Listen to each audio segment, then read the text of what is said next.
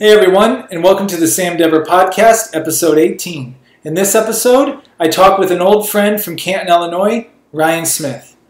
Ryan, one of the best ways to describe him is a friend of mine who is a version of David Goggins. He's a huge inspiration. He's big into health and fitness, does a lot of amazing challenges for good causes, and Ryan and I grew up through basketball, growing up in the central Illinois area. He's been a professional fighter.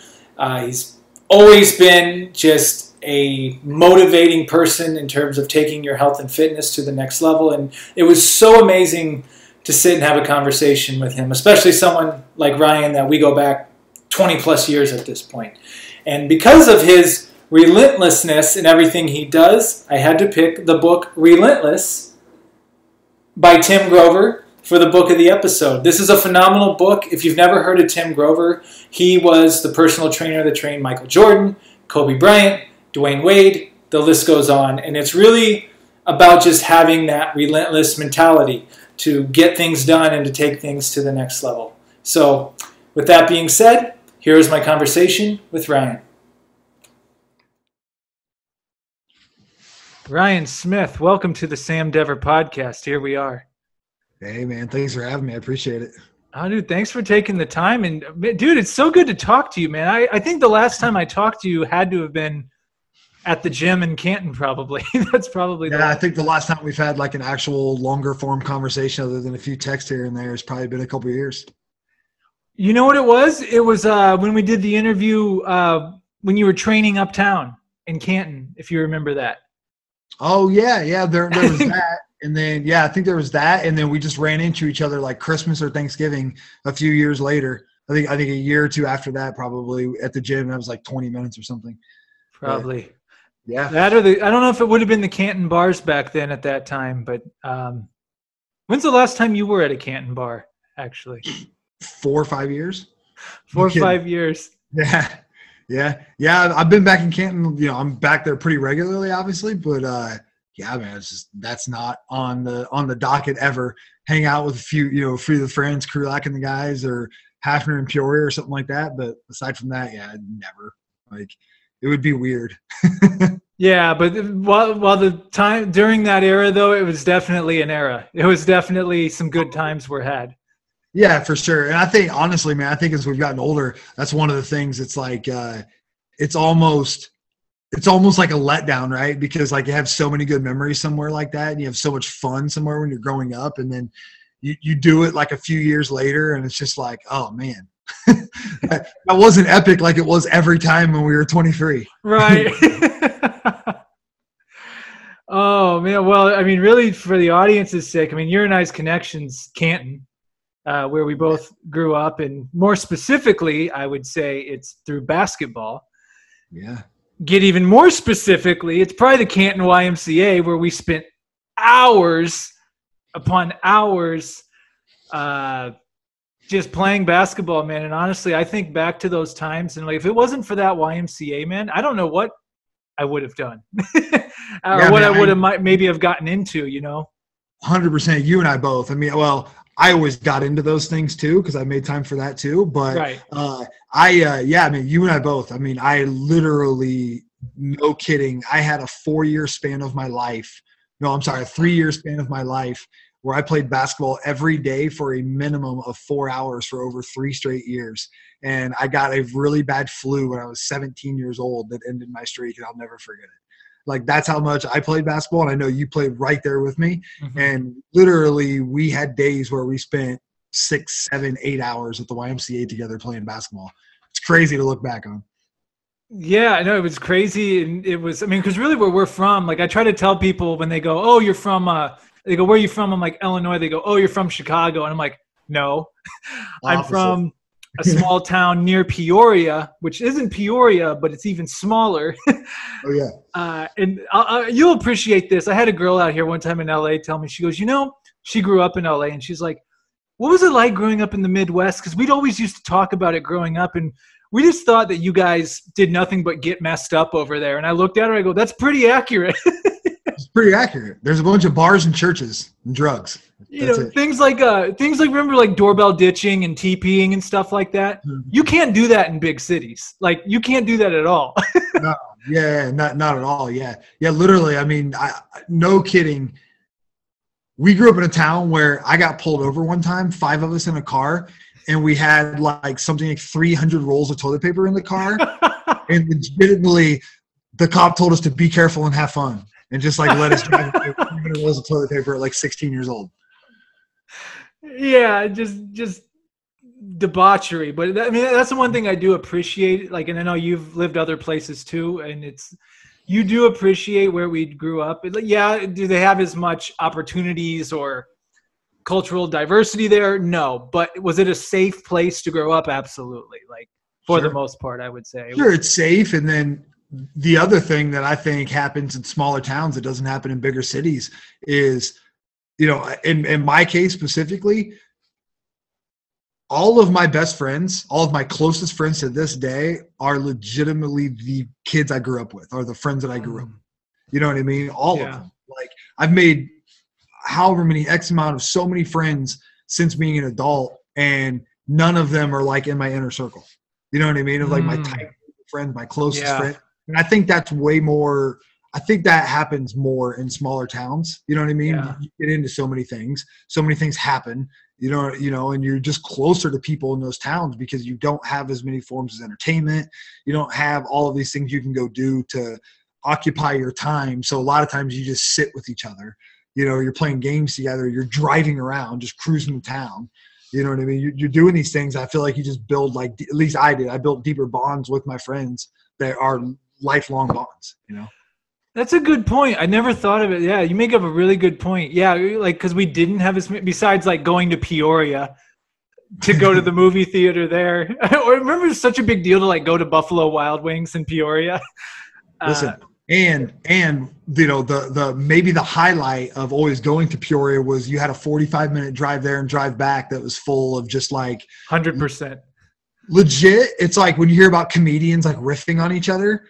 That's what it's like growing up in a small town and having to drive 45 minutes with each other to go do anything. It's like you just sit there and riff on each other and make fun of each other and just like literally just talk shit the entire time to each other. Yeah. No, 100%. And, the older I get, the more a place like Canton, or it doesn't have to be Canton, but a smaller community appeals more to me now. And I know we were talking in the pre-show room about living in bigger cities. And yeah, of course there's advantages to that and awesome things about it, but there's also downsides too. And I really liked what you were saying about your experience, because you lived in Chicago, right? Like the actual. Yeah. I lived in like one of the meccas of busy Chicago in Wrigleyville. You lived in Wrigleyville? Yeah, I lived literally 2 blocks away from Wrigley Field for 5 years. So what was that experience like? What was that like to live in Wrigleyville? It was a form of culture shock. I'll say this. So I had a little bit of an advantage because we had so many friends, McSchooler and Stoner and those guys that lived up here. Mm-hmm. So the year before I moved up here, this is 2013, I came up here 15 times in 1 year to hang out with them, right? Because I knew I was going to move up. And so I came here 15 times, right? So by the time I moved up here, I had already like gotten used to taking the L. I knew the train system. I had a train card already. Like I had kind of inundated myself with trying to learn the city before I moved up here. With that being said, it was still a form of culture shock moving here. I mean, listen, the first summer I moved up in like May, like late May, I think of 2014. And that first summer it was almost like being a freshman in college again, away from home. I was like, oh my God, the bars are up until 5 a.m. I can do anything in the world within a 10-minute walk of where I live, and one of my best friends, again, went to preschool with the kid, and Peter Stoner is down the street from me, and I stayed with him for the first few months, and then he's down the street from me. And like, I had this first few months to where I like had to check myself regularly and say, you got to get control of yourself because this city will swallow you whole if you keep running around like a buffoon all the time. It kind of sounds like my intro to Las Vegas when I moved there. I had to, wasn't going to end well if I continued at the pace I was at. I'll put it. Yeah, I had to have like a self-intervention just for Italian beefs, man. I had this Italian beef hot dog stand down the street from me. It's like world class. It's called Byron's. It's right in Irving Park. And I'm not kidding you. I discovered this place, and there was a point in time where I was eating like 4 to 5 Italian beefs a week, and like had gained like 15 pounds in the first 2 months I was in Chicago. I was like, all right, this is enough. I need to stop. Yo, Chicago style hot dogs are legit though, man. I've had one at Wrigley Park. It's like a mecca of food. You know what I mean? Yeah. Like deep dish pizza. Even there's, once you know Chicago, there's thin crust pizza here. It's a world class, amazing. Yeah, man, it's just a mecca of food. Like Italian beefs, hot dogs, just everything. It's crazy. So Chicago's really amazing. It just in the wintertime gets ridiculously cold. It's very rough. Yeah, it's very, very rough. It's like we talked about too. I think one of the things that LA is a little bit different. It's not built up so much like Chicago and Manhattan, New York City are. One of the things that, until you've lived in a major city where, you walk everywhere you go or you take the train or whatever, one of the things you don't realize is that you may park 10 or 15 minutes from where you live in your neighborhood and have to walk 10 or 15 minutes just to get to your place where you live. Yep. You walk to get groceries, and we're talking there's 8 inches of snow on the ground and 40-mile-per-hour winds, and it's 4 degrees outside. You have to walk to get groceries, walk to get to your car. It's crazy, or just walk to go to work or wherever. And that was like I told you in the pre-show, man.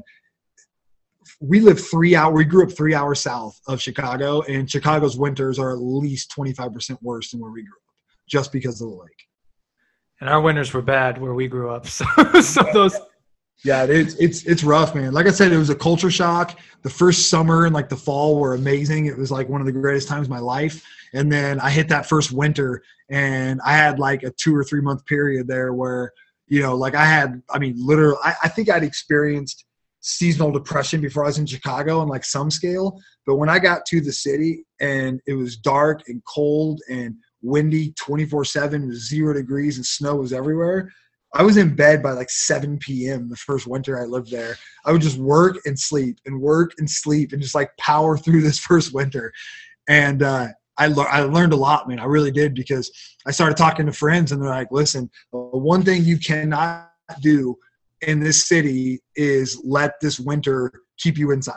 Like, you have to just live your life still. You just make yourself do it. I remember like the next winter, the second year I lived there, investing in like $500 in like stocking hats and gloves and the nicest winter coat I'd ever owned. And, had to go like stock up and prepare myself for it, man. It's a beast.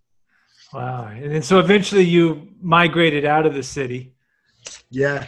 And like you just talked about, right? So as I've gotten older, I'm the same way. I just feel the need for more space, and I want some more peace and quiet around me, and I want some land, and and so I'm kind of in the middle territory of that right now, meaning I'm in the suburbs. I still live in an apartment complex, but where I live now is much more manageable for me. Traffic's not atrocious, and it's just way quieter, way more peaceful right now. And, it's starting to look around houses and stuff, right? And it's like, I constantly am like looking further away from the city, right? I'm looking more and more away from there. Yeah. Give me land. What's cheaper? There's less people. It's just, I'm migrating that way for sure. And Sam, by the time we're 50 or 60, I might be in a cabin in Montana by myself. Dude, I'm telling you, man. I might be in that same boat eventually. Yeah, there's something that's so appealing at this point in my life to, if nothing else, having like a vacation cabin or something. You know what I mean? Where I can go at any time. And matter of fact, I find a lot of happiness when I do go home to visit, to just have some of that peace and quiet. You know what I mean? And just be able to, I don't know. I feel like I breathe easier when I'm there. Just being able to just go outside in your parents' backyard or wherever it's at there, and just you're not worrying about anything. You're not worrying about craziness happening. Right. Like I told you, man, the last couple of years I was in the city, just the noise alone. Just constant 24/7 noise, just 24/7 people everywhere I went. Just walking. It was just maneuvering in and out of people constantly, and just it was weird. It added to my stress levels. Just minutely added to my stress levels. And I think that there's something about people. We are definitely tribal, but I don't know that we're meant to be surrounded by millions of each other that are very, very close. Yeah. And then the pandemic happens, which was like intensified everything even more. And people really became aware of how close quarters everything really is in the city. Sure. Especially when you can't go anywhere and like you just people upon people. I think the number is 150, something like that. I read where humans are meant to be in tribes, like you said, but after the 150 mark, it starts getting kind of chaotic when you start getting more than 150 people involved. Yeah, I can definitely see that, And well, here's a good example. Don't ask me why I know this number, but the neighborhood I lived in is actually Lakeview, is a neighborhood in Chicago, and the square mileage of Lakeview is the same as Havana, Illinois, and there's 100,000 people in it. Holy shit! Yeah, so the land size is that of Havana, Illinois. All right, and there's the size of Peoria, essentially, 100,000 people. Yeah. Wow. You should not be living like that, I don't think. I don't think it's the healthiest means for humans to be living like that. Yeah, definitely. Yeah, because now I'm thinking about it here. Yeah, it's very similar. There's like these pockets of different suburbs or whatever. But yeah, like it's just so dense. Yeah, so dense. People. Yeah, it's like I said, I felt it adding to my stress levels. There were numerous reasons why I decided to go to the suburbs, but that was probably up there as one or number two, of like, man, I just feel like I can't relax as much. And shoot, man, I mean, we'll get into the health and fitness here in a sec, but yeah, stress is so important for health. Low stress and sleep, getting the right sleep. And I feel those are things in society. It's where it's the exact opposite. It's high stress, go, go, go. Sure. And this quote unquote team no sleep everyone's on. It's like, that's not me. I get my 8 hours, but we're just trained as a society just to burn yourself into the absolute, to nothing pretty much. Yeah. So me personally, I've definitely put a much larger focus on sleep in the last few years. I do pretty well with it now as far as getting like 7 to 8 hours. Mm-hmm. But yeah, as far as like just normal stress levels, I'm terrible. I mean, legitimately terrible at it. I'm one of those people that I don't want to say I probably stress easier than I think I do, but the stress affects me like much, much worse. So one of the measurements that I look at a lot right now on the fitness tracker I have, man, is HRV, heart rate variability. And that's something that smart people, for lack of better terms, say they is a vague term, but they say that, it's a sign that you are affected by stress much, much worse. My HRV is extremely low. No matter how something that you wear all the time? It's monitoring it all the time? Yeah. So what I wear is a Whoop strap. So I have a Whoop strap. It measures my sleep, everything. Right. And one of the numbers that it measures is your heart rate variability. And, the HRV number is something that doctors, scientists suggest that you're wearing your stress much more if your heart rate variability number is lower. And, I guess like the average healthy adult, someone is like, anywhere between like 60 and like 120. And I'm like never over 45 ever. And mine's as low as like the teens and 20s some days. Really? Yeah, it's pretty crazy. I just wear stress terribly, man. Honestly, I don't know what it is. It's just something that, I think a lot of it just has to do as well, just like how hard we are on ourselves. Mm-hmm. And I'm definitely like, I don't think that it's possible that someone could be harder on me than I would ever be on myself. Yeah. I don't mean that like any sad way or anything like that. It's just, to me, I've always like performance managed myself with that. I've pushed myself and driven myself off of that. It's not healthy, don't get me wrong, but it's been good for results for me. Yeah. Well, you're leading me right into, so if I had, so to frame this, you have to be, and you inspired me. I was very fortunate, going back to that Canton YMCA, yourself definitely being one. And then, shout out to the other older people, Wes, the Bohannon brothers. The legendary Bohannons. The legendary Bohannons. But like what I was very grateful for, in particular, especially like you and Brett Bohannon, teaching me my way around the weight room and teaching me and showing how dedicated you guys were to your fitness. And I mean, you guys were like big brothers to me. So I'm just like, oh, I got to do what they do, you know, and this, you have gone absolutely 110% everything you've ever done. And that's what I've always admired and respected about you. So I guess I'm opening up. If you could maybe take us along the journey from obviously basketball, you know, your passion and dedication for that, but then you got into fighting, which led you into, I don't even know what to describe it, David Goggins-like challenges. Which I was definitely looking through your Instagram again before all the challenges. I've never even talked to you about those, like besides like maybe through Instagram, but like never had a conversation. So maybe like just tell us where that drive comes from and maybe give us a picture of what you've been doing in those realms the past several years. Sure. So to kind of touch on the first thing, and it might sound kind of crazy, right? Like this, but where it comes from, like where my drive comes from and like my obsession with things that I like and I'm passionate about is really two things. One, I've never in my life ever felt in place or like normal, right? I've never felt like that in my entire life. I've never felt like I wanted to be normal. I've never felt like, you know, I can never look around and like see people taking what I consider like the easy path, you know, or just like kind of following the path, you know. The biggest one in life is, you know, of course, like high school, college, get married, have kids, especially where we're from, get married, have kids, go do a job that you're probably not happy at because you got married so young and had kids so young. By the time you're 35, 40 years old, you're pretty unhappy in life. You know, I've just never, ever wanted to do those normal things. They never appealed to me. I mean, I'll tell you this, Sam, I still right now to this day don't want to work for anyone else. That drive, my drive really came from that. Like I just never felt normal. I always felt like I had something inside of me that just I needed to get out through passions, you know, and the first one obviously was basketball. And, you know, I chose to be obsessed with basketball, and it definitely, I mean, I'll say this, man, I was so obsessed with basketball that it was unhealthy. You know what I mean? I for sure, well, unhealthy by like standard terms, right?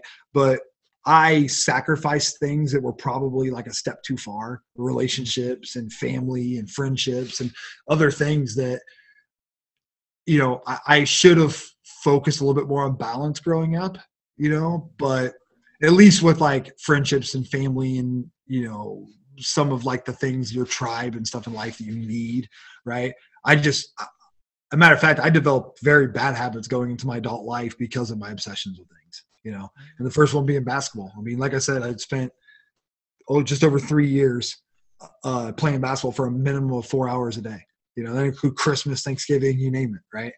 And I was just totally obsessed. And the second thing that drive comes from is my dad, for whatever reason, when I was like 13, 14 years old, he had this talk with me numerous times, but I remember the one when I was like 13, 14 that really, really hit me. I think it was just because the age I was and like, you know, really formidable years. You know, basically told me that the last thing you ever want to do in life is regret anything. And that if you're ever going to do anything at all, you know, go all out and don't listen to anything anyone says. And then fast forward a couple years and my dad's like trying to get me to unrewind or to kind of unwind some of this stuff and have more balance and stuff, you know. I just dove into that. I just kind of took that and ran with it. And, you know, and then there's things too, like you get positive reinforcement and feedback from being obsessed with something because you become good at it, you know. And I became good at basketball, and in a relative sense, became good at basketball. And I started to get, you know, accolades and awards, and people knew me because of that, right? It almost became my identity, you know. I definitely relate to you in the fact, because I too dedicated a lot to basketball. But then when I remember, when I realized like, okay, this part of me is done for now, or this part of my life is over, and I had held out on all these other things. Not saying that I should have been partying, but when I fell into partying, I was that guy that never did anything, and now just did everything all at one time. because I felt like I was making up for lost time. Sure. Yeah. Yeah. You know, and just touch on something else I was saying, because I think it's important to talk about this, because I don't think people realize this, you know, all the like motivational people, especially on Instagram and social media. Listen, I absolutely believe that if you have the passion for something and you are willing and, you know, you have a mindset like I do, and, you know, a drive like I do, I think that you should absolutely become obsessed with something, and you should you triple down on it, right? Like that's what you do. The only thing I will say is that you better be prepared to be extremely lonely, one thing. And then two, the thing that I filled out miserably was I took on the identity of the person that was obsessed with basketball, right? It became my identity, and that's just not a healthy thing. I don't think that goes anywhere positive at all. Identifying as a basketball player, MMA fighter is a soul thing, because people individually, no matter what, no matter how obsessed you are or anything, you're so much more than that, right? You're a friend, you're a sibling, you know, a daughter, son, whatever. And I lost that for years and years. And it took me through my fighting career to really realize that, and like start to develop that I'm not just a fighter. You know what I mean? Yeah, I think that's true. Because I don't know, we're taught like there'll be time for sacrifice, but you can have balance. You can have both a lot of times. But I know what you mean. I think, and Sure. yeah, I agree. Like social media and these people put pressure on people. It's like, oh, well, you have to do whatever it takes, and you have to do this. And that's fine, but life's also very short, and there's a lot of other beautiful moments that surround us all the time that you don't have to say no to all the time, you know? Yeah, sure. No, I totally agree, man. I really do. Yeah, I just think that there's something there with you know, the balance aspect, and something with like just the negative side of becoming obsessed with something, especially when you're young, is just identify as that, you know. So when you lose that, your world is like shattered and you are lost, you know. And I think that happens to a lot of professional athletes, because their entire identity has been being a professional athlete. And when that's gone and done and over, they have nothing, you know. And that's why so many of them struggle in life and get in trouble, and, you know. Yeah. So, okay, you went hard at basketball, and then you transitioned into, would it be classified as MMA? Would that be what you were doing? How did that happen? How did you get interested in doing that? Yeah, so I always loved the sport, right? I watched early UFCs, loved it. I always loved it. I never thought I would ever fight. Like, it just wasn't even on my mind, just wanting to be a fighter. So good friend of ours, you know, one of my oldest and closest friends, Steve Nelson, had already started competing in MMA and had some MMA fights. And, you know, I went up to the gym after college. This is early 2007.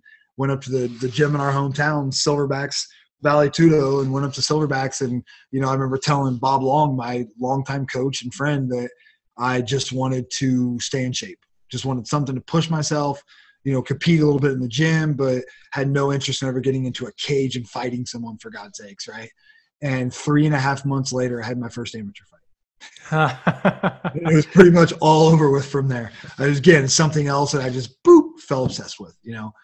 Funny thing about fighting was I didn't have early success. I started out my amateur career 0-2, and then that really sparked the drive of like, okay, I'm not going to be a failure. I don't care if it's fighting in the cage or what it is, but I'm not going to fail, you know. And I looked at that as a big failure. And so then it sparked this like drive to become good at it, you know.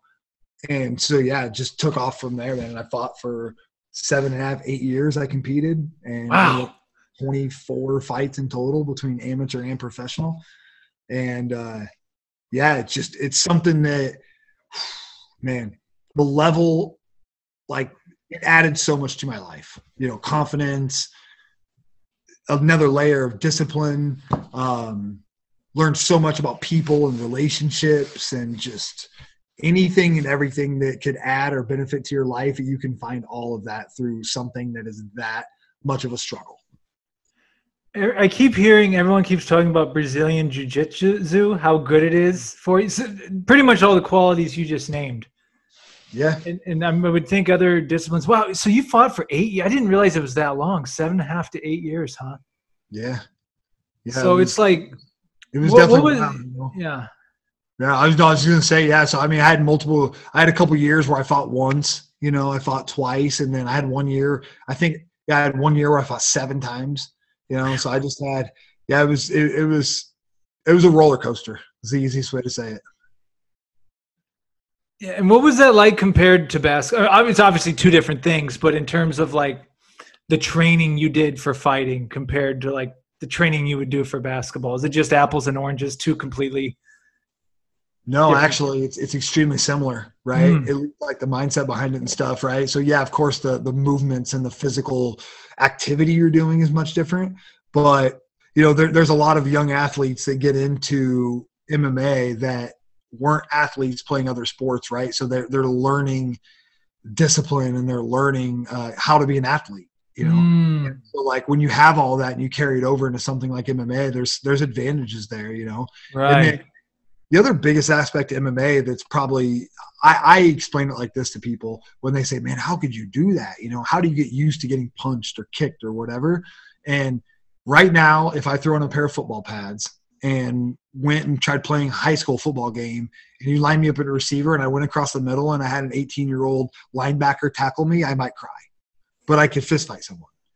And I say that because just like basketball, football, whatever it is, you train the motions, you train the movement, you train the activity, and you become familiar with it. You become good at it, right? There's like a big misconception, I think, with fighting in general.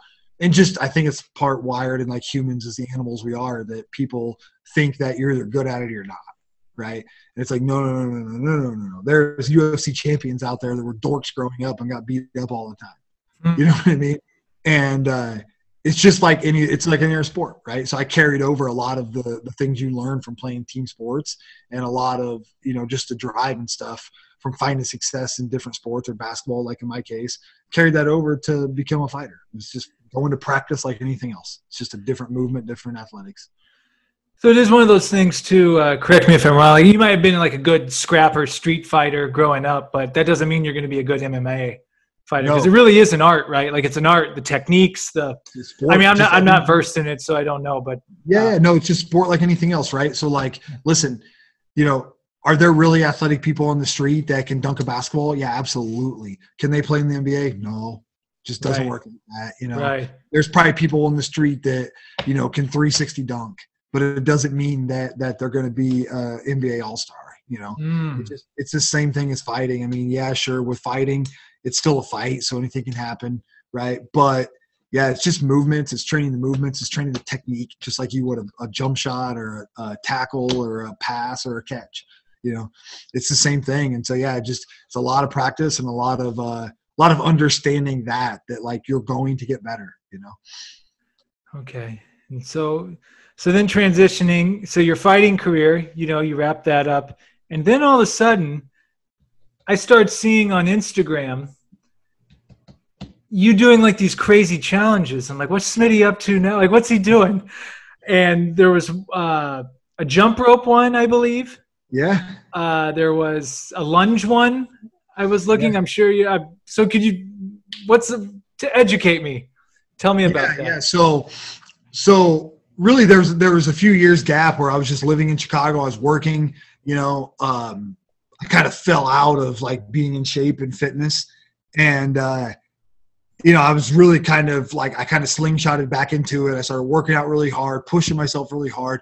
I discovered some people like a David Goggins. I discovered some of these people along the way that they all preached like struggling, right? There was like one theme that just, you want to feel good, you got to struggle. Like you have to struggle, right? Whether it's working out or whether it's pushing yourself to learn more or read or whatever it is, you got to get uncomfortable, basically, right? And I started to fall in love with that lifestyle. I started to fall in love with that mindset. And along the way, just working out, pushing myself, getting in ridiculous shape, right? Maybe the best shape I've ever been in my life, even through fighting and basketball and everything. And, long story short, I found David Goggins, and then I discovered this gentleman by the name of Mike McCassell.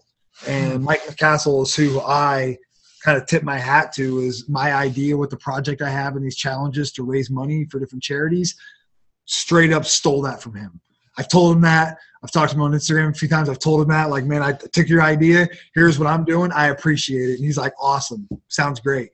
Loves it. So Mike has done some of the craziest endurance physical feats in human history. some off the wall things that don't even sound like they're humanly possible. And so I discovered this guy and just found some drive, from that, and immediately started just kind of connect the dots on things I wanted to do, And so, yeah, the first challenge I did was I attempted to set the 24-hour world record for most double unders on a jump rope, right? So double under, quickly explained, is jump once, rope goes under twice, right? Mm-hmm. So pretty common movement in CrossFit and jump rope and things like that. So that was October of 2019. I, just for the record here, I made it 17 and a half hours. I ended up with something called rhabdomyolysis pretty bad and had some kidney failure. Was in the hospital for a couple of days with that. And I still consider that one of the greatest days of my life. Myself and everyone who helped me, from my girlfriend to Steve Nelson to, Bob Long and Barb, his sister, and everyone that helped me with that. We raised almost $3,000 for the local Canton area Special Olympics. Wow. Yeah, it was awesome. It was literally, like I said, I don't know. I don't know of a better day that I've had in my life than that day, even though I almost died. It sounds crazy, right? But so that was the first one. And, going into that, I had already started to formulate this idea that I was just going to start this project and come up with Project 11, and was going to do 11 never been done before physical feats. And each one was going to be to raise money for different charities. Wow. So how many have you done so far out of the 11? So I got two done. So I have the jump rope one done. And then the second one was August of 2020. I did a lunge challenge. And this one's actually hilarious how it came about. So there's this giant hill. It's really a small mountain range in Central Florida. So Steve Nelson lives in Orlando, Florida. And just outside of Orlando's, there's this little mountain range called Sugarloaf Mountain. And so there's a road that goes up Sugarloaf Mountain to the summit. And Steve was running this hill one day and was telling me to fly down there and work out with him, and telling me, oh yeah, you can't do this. I would beat you at this and whatever, right? Doing what we do. And I told him, Steve, I could lunge up that mountain with a 50-pound weight vest faster than you could run it. And just legitimately, it was like a week later, I'm like, yeah, I'm going to lunge up that mountain with a 50-pound weight vest on. So challenge number 2 was I lunged 1.38 miles up Sugarloaf Mountain Road with a 50-pound weight vest on. Holy cow. Yeah, it was about 2,700 lunges with a 50-pound weight vest on, going up like a 15 incline grade. Could you even walk at the end of that? Yeah, I felt great. I actually had an Airbnb or a hotel in Cocoa Beach, and we went out to the beach, and yeah, it was. I prepared like probably the best preparation I ever had in my life for anything, for basketball, for fighting, for anything. Very weird. I didn't overtrain. It was the first time in my life I didn't overtrain for something. And so, yeah, I was definitely sore, but my legs and my knees and stuff were actually really good. It was my lower back and my back from just wearing the weight vest for a couple hours was really the biggest thing it was. But. Wow, that's okay. So that's pretty cool, because I'd seen the Project 11. So yeah, so you're going to pick 11 challenges that people haven't done before, pretty much. Yeah. So my idea on this, right, is I don't want to break anyone's record. Like I have no interest in trying to break a push-up record or whatever. I want to explore limits that humans have never come across before, right? Like I want to find my own limits, but I also want to do things that, again, humans have never done or not on record have ever attempted or anything. A lot of them may be world records. And a lot of them may just be weird things like the lunge one, right? Like I don't know how to quantify that to be a world record necessarily. But yeah, so that's the whole idea on the Project 11, and just drop something here with you now. But the idea that I'm kind of taking this in, it's been just over a year now since I've done one, and I'm kind of ramping up, getting prepared. I got a few that I got in mind that I want to do, a few more challenges. And before I do the next one, I am going to start a nonprofit around this. And what I'm going to do essentially is raise money for the nonprofit. And then the nonprofit will be geared toward helping like underprivileged kids with gym memberships, doing things like that. So just to kind of start my own thing versus, listen, obviously there's a million different charities that are worthy causes, right? But one thing I have a passion toward, obviously, is working out. And, I love helping people. And the whole idea came about because I bought my nephew a gym membership for his 16th birthday. And I just immediately thought of it, and I was like, you know what? What if I just did that? What if I just went to all the gyms that I know and like high schools and stuff around our area, around Canton and Peoria and everything? I just told them, like, here's what I want to do. I want to, buy a membership to Gold's Gym in Pekin, and, I have a friend that owns a gym in Pekin, like his gym. I want to buy a year membership for someone. And I want to find an underprivileged kid or a kid, that needs assistance or needs a little push or whatever. Find a kid like that and put the money up for that kid to be able to get into training and, just follow a passion that he may have or she may have. Dude, that's amazing.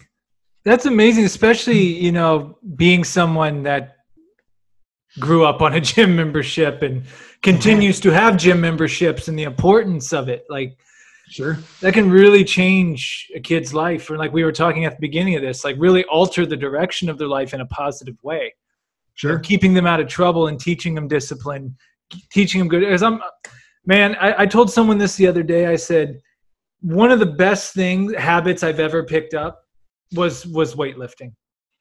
And that came through basketball. But once basketball ended, my weightlifting continued. Like, the gym is non-negotiable. It's like you work out. It doesn't matter what else is going on. Like, it's just like eating, breathing, sleeping. It's just part of the human routine. So I think it's incredible what you're doing. Well, I appreciate that, man. Honestly, I really do. There's a lot behind it, obviously. I just again, it's a passion of mine, right? Like everything involved around, or everything around this is a passion, whether it's helping someone, whether it's, just, talking to different people and businesses and, people who are donating and just all of it. I enjoy all of it. It's something that, to be honest with you, I want to spend my life doing. Like I was telling you, I have zero interest in really working for anyone else. I don't have that type of mind, really. I want to do my own thing and I want to follow passions. I think that's one of the biggest crimes that human race has evolved into, is that so few people spend their life doing something they're passionate about, 100%. Yeah. I think that's why we see so much mental illness and so much, unhappiness in the world, is just because literally so many people are just doing things they're not happy about. They don't like doing it, How many people will go to their deathbed and never even know? Like, will never even know they had a passion. Too, is so many people are unaware of it. They're not even aware that they're unhappy because of this reason. They're not unaware that their anxiety is really just stemmed from the fact that they're not happy with how they're living life. That they're constantly thinking about other things and worrying about other things because they're not doing the things they want to be doing. And that's something that, again, it's just, as I get older and I kind of evolve these passions into things, man, like the project is like, it's like my baby, you know what I mean? It's something that I'll probably work on for the rest of my life. Whether I ever have it as a full-time job or not, I'll do it for the rest of my life. Well, that's beautiful. And what's amazing about that is it encompasses everything you've ever been involved in, because a gym membership can be a gym membership to a gym with a basketball court. It can be a weight room. It can be to a fighting gym. Yeah. It can be to a cross-training gym where they're doing different crazy, flipping tires and doing all types of stuff, Sure. So that's sure. Absolutely. Yeah. Yeah, man. Yeah. Again, I think it's, I think it's something that I'm going to work on the rest of my life. It's something that's probably going to evolve 100 times over again, and the first baseline thing for me is I just want to get this nonprofit incorporated and rocking away, and start raising money and get a website going and, start helping people out, and then every time I do a challenge, we'll boost it on social media and get it out there, to raise more money to be able to help more people out. Heck yeah, man. Now, will that be called Project 11 or will that be called something else? It's going to be called something else. Okay. It's going to be the One of One Foundation is what it's going to be called. What's it called? One of One? One of One. Yeah. Calling it that, obviously, because I feel like, especially as a young kid or just, someone's a teenager or whatever, it's like everyone is one of one. Like, you're only one person. There's not a second, right? And by empowering people and enabling people, especially, underprivileged kids and stuff, they have the ability to, again, find a passion, become an outlier in something, whether it's working out, fitness, whatever it is, they just become a healthier person, right? And it enables him to be the best version of himself. And again, just one of one, right? There's only one Sam Dever. There's only one me. There's only one of however many kids I can figure out how to help through this. Dude, I dig that, man. That's incredible. And again, like you bring me to something I definitely wanted to talk to you about. And I guess I'm fanboying a little bit here. As I follow on some of your Instagram posts, there's been a couple times where I'm like, dang, Smitty's shredded. I'm like, he got shredded. Like, you've been shredded before, but I'm like, so I want to get because I'm I know you are too, and probably we study a lot of the same stuff, maybe study different things, but I'm obsessed with nutrition, fitness routines, just different things. The body's a science, right? Like, just different things you can play with. Some things work for some people, some things don't work for people. If you're willing to share, do you have a particular nutritional plan or philosophy in terms of weightlifting, again, to cardio, like, or do you just mix it up constantly? I was wondering if you could just share a little bit about that. It's kind of a mix at this point, right? So I follow a lot of different things, right? Like all the fad stuff, listen, people like to call them fads, but the truth of the matter is, it's like, I don't know, there's not many diets in the world that are like unhealthy. It's like, if you follow them and you have less calories coming in than, or less calories coming in than what you're burning every day, you're going to lose weight, right? If you want to gain weight, you eat more calories than you're burning off, right? Like, that's just science. There's no way around that. Any way you bend, whatever. From there, right? Like, I just think about it like this. Honestly, I think about it like, depending on what you're doing, whether it's gain weight, maintain where you're at, or lose weight, it's a calorie thing, right? From there, it's about eating the cleanest, purest foods, right? Like the most earth-grown foods, basically, to me, because to me, it's almost like a primal thing, right? Where like we're meant to be eating these type of foods and not these heavily processed foods and things. And then from there, it's like talking about macronutrients and like your body composition, right? Like, if you want to put more muscle on, you're going to eat more protein, right? Like, it's to me, that's like kind of the basis of everything for what I do now. So you pretty much just adapt it to whatever your body's calling for at the time. Yeah, sure. Yeah. And again, I've done a lot of different fad diets. I had a lot of success with Ketogenic Diet for a couple of years. A lot of success. I mean, listen, there's ways to do about any diet, whether it's vegan, vegetarian, keto, carnivore, whatever it is. To me, there's ways to do about any diet that you can be healthy and you can get what you need out of it. Yeah, that's what I found times, like, kind of going with that intuition in your body too, because there's times I'm like, I really need a steak. I'm going to go get the steak. And then there's times where, I think I need to fast today, or intermittent fast, and do the intermittent fasting for a minute. And I don't know who it was, but I was listening to I don't know if you follow Mark Bell. Yeah. And those guys, they were quoting someone. Basically, this guy said, basically what you said at the beginning of this health thing, it's all about calories in, calories out. You can say you're doing this, that, and the other, eating this. At the end of the day, calories in, calories out. Like, that's, and there's some other bodybuilding guys I followed that say this pretty similar thing. You don't eat crap, obviously, but they're like, eat clean and burn more than what you're bringing in. Yeah. So I'll say this, honestly, and it sounds funny, but I eat more crap right now than what I ever have in my life. Really? Honestly.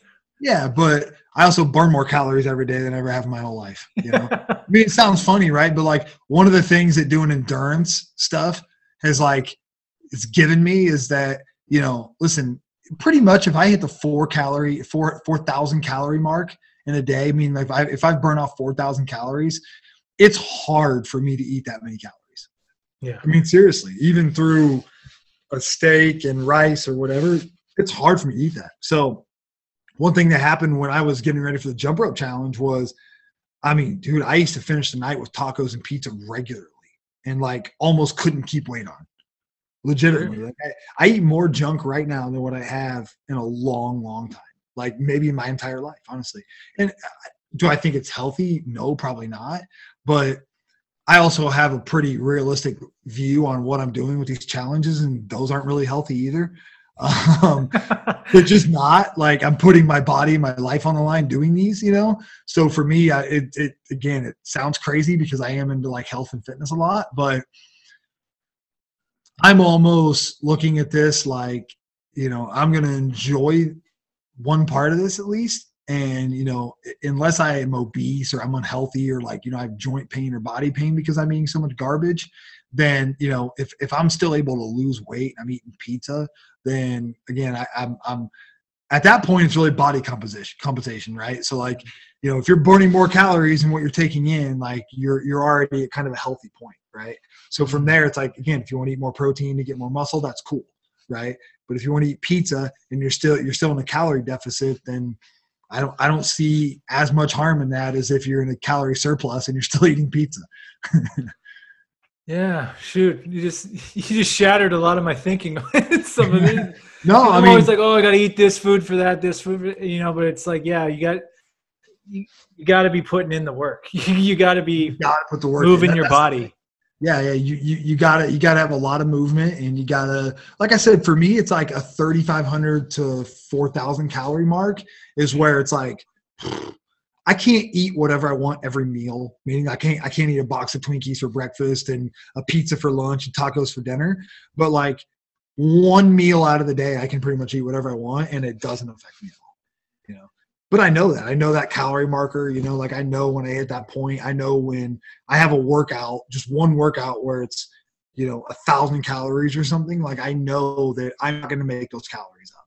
You know, it's just not going to happen. Like I could eat 3 steaks and there's a chance that, first off, I couldn't eat 3 steaks in a sitting. So, but like if I ate 2 steaks in a sitting, I still wouldn't hit the amount of calories I burned off, you know? So for me, a lot of it, honestly, it sounds weird, but a lot of it's just putting those calories back in so I don't lose too much weight. And at the same time, getting to enjoy a pizza. Do you drink protein shakes and stuff like that still at all? Yeah, a little bit, but not a lot, man. I take a lot of vitamins. Yeah, me too. Dude, I'll tell you what I take. I have a high grade electrolytes for when I'm doing some sort of like endurance thing and I'm just sweating a lot. I take essential amino acids, which are like a pre-workout kind of. There's a little bit of caffeine in them, but they're just essential aminos. They're awesome, really. They're just great for energy, great for like even joints and things like that. And I take creatine, and that's legitimately about it. Right? Creatine, when I went off it for a while, and I remember when I rediscovered it and got back, I think it makes it, I mean, I don't know how much of a difference it makes, but I think it definitely does something. Like it definitely helps you retain a lot more, I feel. Yeah, 100%. I mean, there's a lot of, remember when it came out when we were kids? Yeah. I had to get permission from my mom to take it. Yeah, it was really big, right? And then all of a sudden everyone's like, all it does is hold water in your muscles. That's it, right? Well, then it like went away for like 10 or 15 years almost, and then now it's like back again. Well, now that it's been back, there's like a lot of good studies around it. And a lot of those just show that not only does having that water in your muscle, enhance just driving nutrients into your muscles as well, which is good, obviously. But there's also some studies that show like cognitive effects that it actually has a benefit to just your brain in general as well. So I don't know. To me, I like it. I get no negative effects from it. Listen, is it like taking a shot of steroids? No, you know what I mean? But is there a benefit to it? Yeah, I think so. And I believe it's the most studied supplement ever. I think there's like 40 to 50 years of research behind it. It's been around for a long time. Yeah, it makes sense. Obviously, I mean, it's been, like we said, it was so big in like the 90s and 2000s. And then now it's been back now for 10 years or something. And yeah, it's big, man. It's everywhere now, and it's super cheap. It's like legitimately, it's like, I don't know of another supplement that you can buy a 3-month supply for like $14. Well, yeah, I'll share this with you. So one thing I started doing probably maybe a couple years ago, and I'm sure any gym rat can relate, the famous pre-workout drinks. Well, listen, I'm like taking a shot at the club, but the thing is, they fill them with so much crap. They put way too much caffeine in it. There's been a couple times on pre-workouts where I'm like, I took way too much. way too much. I had to like leave the gym because I'm like, it was bad. But I watched this guy shoot. What was his name? Dang it, you'd know him. Omari Surf or something like that on Instagram. Bodybuilding guy, Omar Surf. I'm mispronouncing his name, but he did it. I watched one of his YouTube videos. He goes, "Here's how you make your own pre-workouts." He's like, the main things you need, and this I'm just speaking for me personally, but basically creatine, beta-alanine, citrulline malate. Buy those separately, the purest kinds you can get, mix those together, and I swear that's worked like a charm for me without all the other crap. Yeah. No, yeah, I'm sure. I mean, honestly, like the pre-workouts you see now, like the powders or even like the bangs and the drinks and stuff that are already made, right? Like those have a lot of crap in them, obviously. But yeah, what they try to like sell everyone on, other than just like the branding and all of that, is just that it's all in one, right? Like you get it here, it's cheaper than if you bought all the ingredients separately. You know what I mean? But with that, yeah, there's a lot of convenience to it, but you also get a lot of crap in that, Listen, one thing I'll tell you, one of the most unhealthy habits I've had for years and years, man, is caffeine. Like I'm bad. I mean, I've literally been on caffeine before, where we're talking about 1,000+ milligrams a day every day. You know what I mean? Like terrible. It's just probably the most unhealthy thing I have, other than like my stress levels. For me, it's just caffeine. Yeah, giving up coffee is one of the best things I probably ever did. Yeah, and see, for me, like if I just drink coffee in the morning, I'd be the happiest person alive, honestly. And I get by with it a lot, but when I have those days where I don't sleep that much is where I will drink some pre-workout, or I'll stop and get a bang. I'll have a coffee in the morning before I leave the house. I'm like, well, that didn't work. And then I stop and I slam a bang on the way to work, and now I'm like 500 or 600 milligrams of caffeine in already, and it's 6 a.m. Yeah, it's I think caffeine has its place, and it can be, but yeah, I'm one of those people, and this is on me. Like I'm not good at moderation as much. So when it came to coffee, I couldn't have the one cup. I ended up getting my own coffee pot. I would drink a pot of coffee.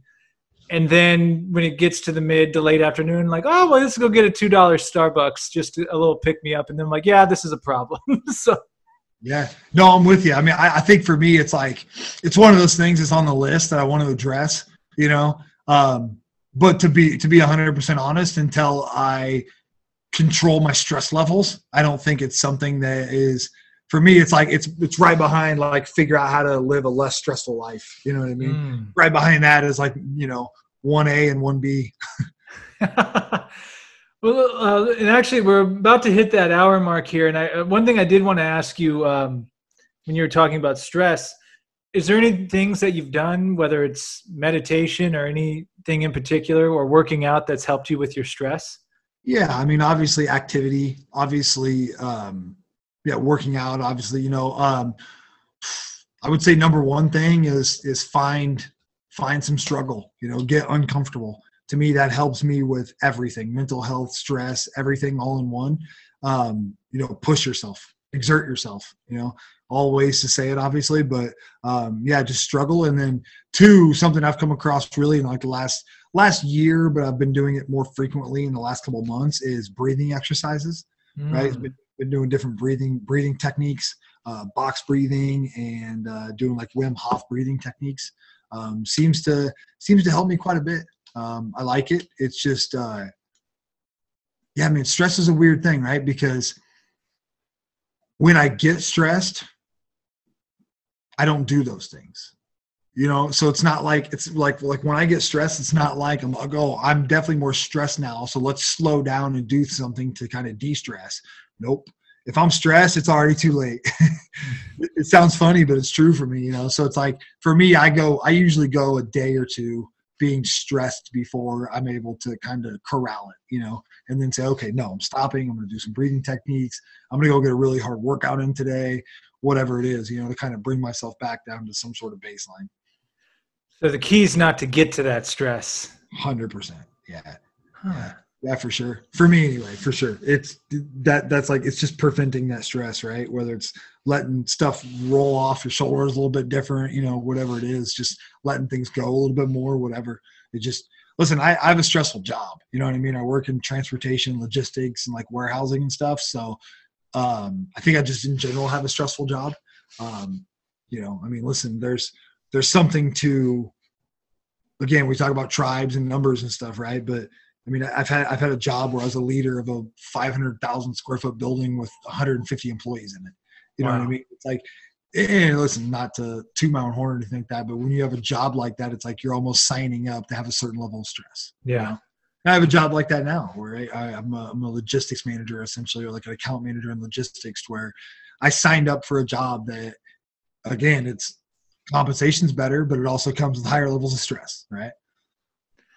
Especially in that industry, I would think, right? Because all the deadlines and things that need to happen for logistics.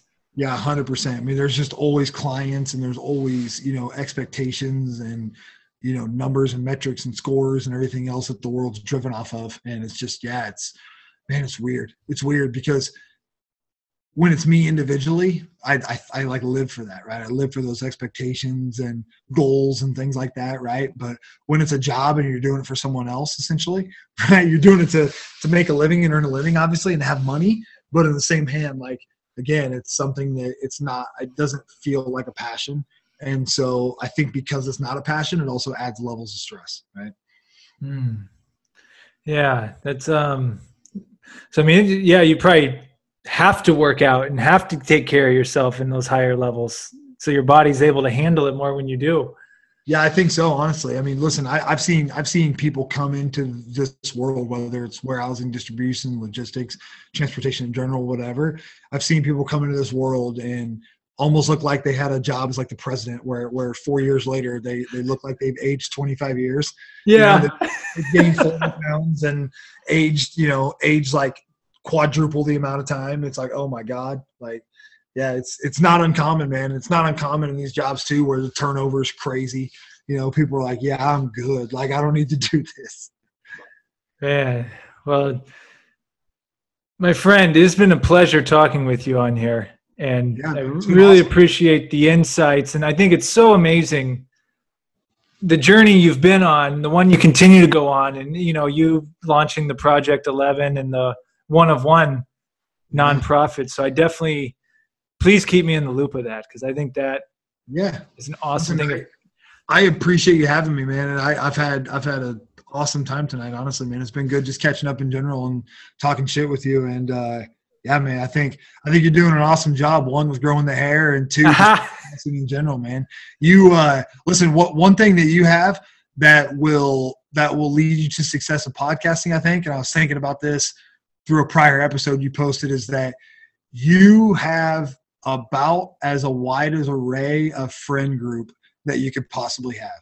that is correct. Yeah, you have access to professional basketball players, professional fighters, actors, literally musicians. Like you have access to so many different types of people. I've rolled in a lot of circles. That's what I do. I've definitely rolled in a lot of circles, but that's what makes life interesting. I like that I can talk to people of all different industries and different things. And I was excited to have you on, not only because we go way, way, way back, but I don't know anyone that does what you do, because no one does what you do, like the Project 11 and your challenges. And listen, I love it, right? Like, I love the fact that there's not many people out there doing it. You know what I mean? I live for things like that. And like I said, the whole basis of it anyway, for me personally, is that find my limits and find human limits. You know what I mean? So I love that aspect of it, but seriously though, I mean, I think that your podcast in general, like, you're going to have so much success with it, just because, again, you have such you can reach out to anyone, right? Like, you have so many different types of people that you can reach out to and talk to and stuff. And that, again, I think that for me anyway, that's what I love, right? Like, I want to find someone that I don't know they are. Maybe nobody knows they are. Maybe they have 200 followers on social media, right? But they're a super interesting person because of things they've done in their life, And that's the thing too, like, I've realized, as I've gotten older too, like, social media is a gift and the curse. Like, as of right now, like, I use it to communicate for the podcast. I'm like, God, I hate being on here. Like, I hate being on here. And it's so, how many followers do you got, and this, that, and the other? But like, there's so many interesting people in the world where people have no idea who the hell they are, and they're not on social media. Like, even, you name it, it could just be anybody, but like, anyone who's lived life is interesting. Yeah. You know? Yeah, I mean, listen, like for me anyway, like the thing that I do right now with these endurance records and stuff, right? Again, the guy Mike McCassell, right? I'll tell you one thing, one world record he has, all right, that'll blow your mind. So he has about 12,000 Instagram followers, and he has like 7 world records, all right? One of them is he climbed a 20-foot gym rope 1,450 times, which is the equivalent of the height of Mount Everest. It took him 27 hours. He did it straight for 27 hours? Yeah. I mean, he took breaks, you know what I mean? Yeah. But yeah, he didn't stop for 27 hours, basically 1,450 times a 20-foot rope, right? And again, that guy's out there, and like, no knock on him or anything, right? Because like, I don't really care about followers, but his 12,000 followers or something. You know what I mean? It's like, for me, when I hear about someone like that, I'm like, what's he have? 400 million followers? Like, that's the greatest guy ever, you know? Yeah. It's just funny, you're right? I mean, there's so many interesting people out there that you know, maybe people don't know who they are. You know what I'm saying? And for a form of podcasting like this and just long form conversations like this is, I feel like through some of the bigger podcasts in the world, right? Through Rogan and through Radio Lab and just through NPR and whatever, they have some of these guests on and talk about some of these stories and stuff that have exposed the world to those people or those stories. Yeah. You know what I mean? Exactly. And podcasting is my favorite form of media for that reason. Yeah. No, I appreciate all that. And I appreciate the end. Yeah, you're right. It's in long form, especially. Rogan's really what got me into listening to podcasts. And then I can't tell you how many people Rogan brought on that I went and learned about just because he brought them on. Listen, the greatest gift that I feel like he's ever given to the world is just that, right? It's to me, it's one of the best gifts that I've ever seen a celebrity of any sort bring to the world, is that he has brought so many people into, I don't want to call it fame, but just he's gotten attention to so many different intelligent people, scientists and, you know, athletes and whatever else, right? Just influencers in general that are so interesting and so intelligent, you know, that is just literally, I don't know, hundreds of them. Hundreds of people have come through and now have a following because they were so interesting, you know, all because they sat down and talked for a couple hours. Well, what's interesting now is his platform is so big. He literally, I don't want to call it this, but it kind of is. It's power. Like, it's power in a sense of, all right, sure, the news stations won't bring this person on. I'm bringing him on. And guess what? It's going to get more views than even if they would have brought him on. So yeah, listen, love him or hate him, agree with him or not, right? He's the most prolific interviewer and the most listened to person in human history. You know what I mean? Who never intended to be that. Who didn't intend to be that whatsoever. No, he's like an alpha male comedian that just like gets high and drunk and talks to his friends, you know. And then he started using contacts to get smart people on and talk to them about what he's interested in, you know. And then all of a sudden, next thing you know, he's got 300 million downloads, and he's the biggest form of media that's ever existed in human history. Yeah. It's crazy. It really is, man. I give him so much credit for that, and I still listen to so many of his episodes, you know, because the people, the interesting people, and just that I'm fascinated by outliers, right? Outliers and people who do amazing things. I'm fascinated by it, you know, and his podcast is that for me. You know, I look at it as an outlier. I look at it as one of those, again, it's the biggest form of media that's ever existed. So I'm very thankful for podcasts for that reason, because they brought so many people to my attention that I follow and draw inspiration from. And it's awesome. It's an amazing form of media that we have nowadays. Absolutely, man. And I always give the guest the last word. Is there anything you want to leave us with? You've said a lot of inspirational things, but it could be anything. Something that's on your mind, something for motivation, anything, man. It can be absolutely anything. No, listen, I'll echo this, man, that I appreciate the conversation. You know, it's, again, I'll echo this with growing up in a small town, right? Like we still to this day, you know, like I just turned 37 years old yesterday, right? We probably met. Happy birthday. Thank you. We probably met when we were, I don't know, you were probably 12 or something. You know what I'm saying? Yeah, probably.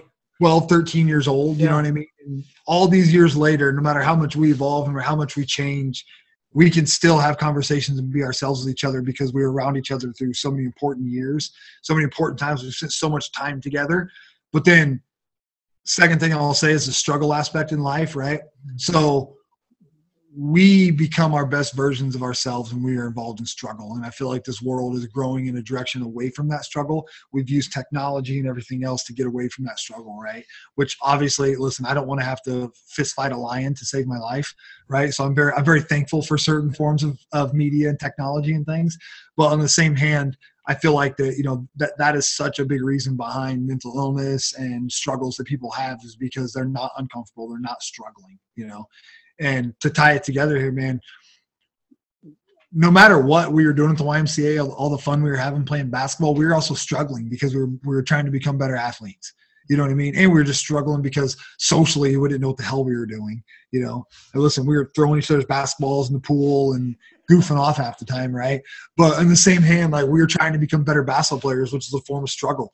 So we have a weird bond, right? We have a deep bond in the sense that because these struggle through these, formidable years, man, we're still able to sit down and talk like this after all these years.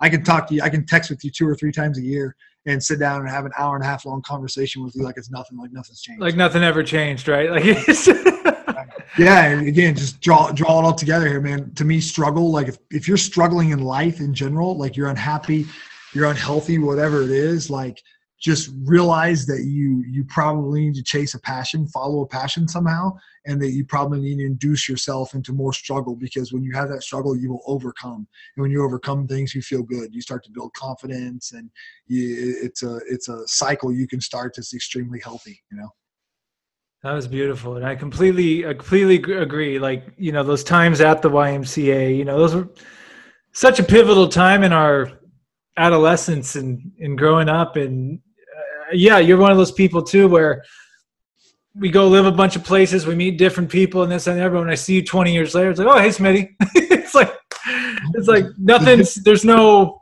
mask to wear. Like, there's no, like, me, like, me from Canton, Illinois, carrying my ball everywhere, you carrying your ball everywhere. And it doesn't get more real than that, No, it doesn't. And I think it's a special thing to have this day and age, when we have to walk around and pretend to be ultra professional at a job, and have to, again, just have a certain type of personality in public, and, have to worry about what you're saying and what you're doing and everything else constantly, and it's a very freeing, beautiful thing to have people that you can just be yourself with no matter what.